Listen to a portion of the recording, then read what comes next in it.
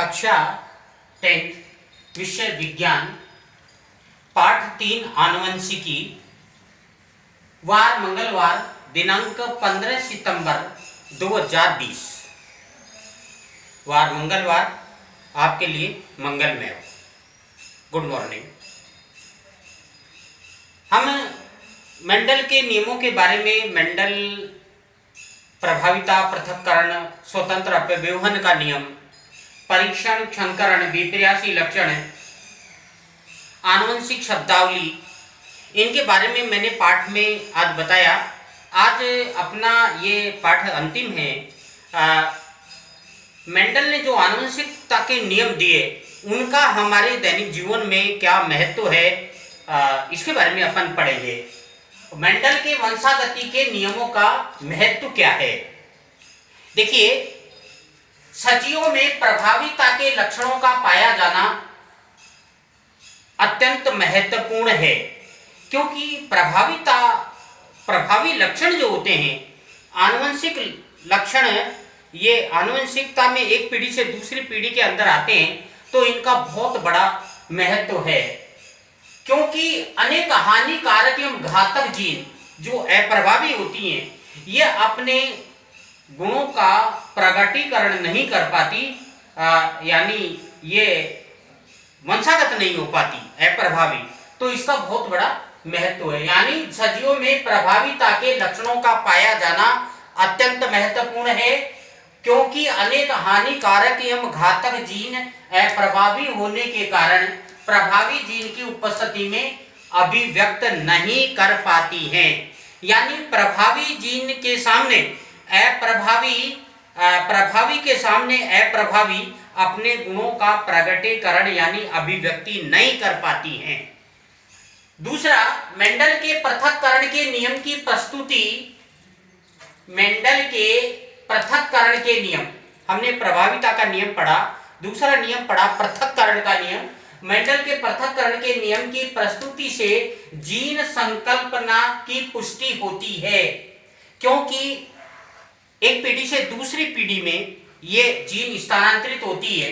संकरण विधि से, यानी जो क्रॉस है, संकरण विधि से अनुपयोगी लक्षणों को हटाया जा सकता है। यानी उपयोगी लक्षण, लाभदायक लक्षण जिसको अपन कहते हैं, उनकी ही वंशागति होती है। अनुपयोगी लक्षणों को हटाया जा सकता है। पृथक्करण के नियमानुसार एक जीन के दो युग्म विकल्पी होते हैं, एक जीन के दो युग्म विकल्पी होते हैं तथा दो विपर्यासी लक्षणों को नियंत्रित करते हैं। उपयोगी लक्षणों को एक साथ एक ही जाति में लाया जा सकता है। यानी उपयोगी लक्षणों को एक साथ एक ही जाति में लाया जा सकता है। जैसे गुलाब का पौधा है, गुलाब के पौधे में जब हम ग्राफ्टिंग करते हैं तो उसके अंदर एक ही पौधे के अंदर विभिन्न प्रकार के पुष्प वाले, उस एक पौधे में विभिन्न प्रकार के पुष्प लाए जा सकते हैं। तो इस प्रकार से इसका बहुत बड़ा महत्व है।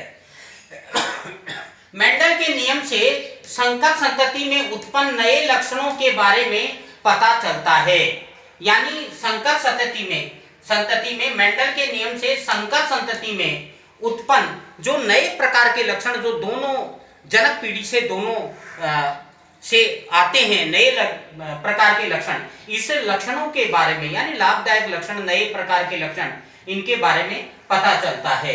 रोग प्रतिरोधक तथा अधिक उत्पादन वाली फसली पौधों की किस्में विकसित की जा सकती हैं। यानी कम स्थान पर अधिक उत्पादन हो और रोग प्रतिरोधात्मक क्षमता वाली फसल हो, मेंडल के नियमों से ये किया जा सकता है।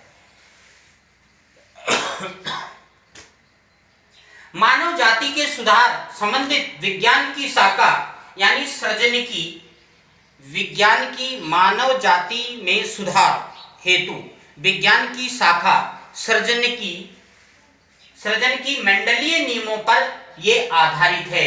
इसी प्रकार से मेंडल में नियमों के आधार पर, यानी एक तो क्या है कि किस्मों में सुधार किया जा सकता है, पौधे के किस्मों में सुधार किया जा सकता है, नए प्रकार के लक्षणों को वंशागत किया जा सकता है, अधिक उत्पादन प्राप्त किया जा सकता है। इसके अलावा जो रोग प्रतिरोधात्मक क्षमता उत्पन्न करने वाली फसल का उत्पादन किया जा सकता है। तो ये मेंडल का जो नियम है पादपों में जीवों के अंदर, ये बहुत महत्वपूर्ण है, बहुत महत्वपूर्ण साबित भी हुआ है और इसी प्रकार से ये अब यही कार्य आगे चल रहा है। तो मेंडल का हमारे इस पेड़ पौधों में जीवों के अंदर सुधार हेतु बहुत महत्वपूर्ण योगदान मेंडल का रहा है। धन्यवाद, नमस्कार।